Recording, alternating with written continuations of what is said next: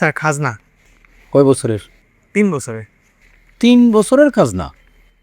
এই যে 3 বছর ধরে জমিটা খাইতেছেন, এটা কি হালাল হয়েছে? এটা তো কোনোটাই হারাম। হ্যাঁ, দেন কাগজপত্র দেন। 5,000-এর কম হবে না। 5,000 টাকা দিব মানে?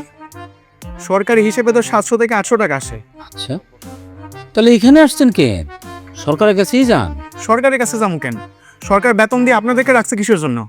সরকার যদি আমাদেরকে বেতন দিয়ে রাখে তাহলে কৈফতটা আপনার কাছে দিব, কোনো সরকারের কাছেই দিব। শুনেন, তো বড় বড় কথা বলে কোনো লাভ নাই। কাজ যদি করাইতে চান তাহলে 5,000 টাকা দেন। দেন। আরে যাই হোক, এত কিছু বুঝি না ভাই, সরকারের অফিসে তো একটা খরচ আছে, এটা বুঝতে হবে না আপনার? আচ্ছা ঠিক আছে, দেন 2,000 দেন। দেন।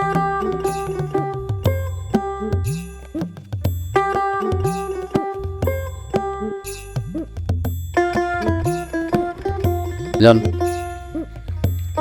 আগামীকাল দুপুরের পরে এসেন। ঠিক আছে।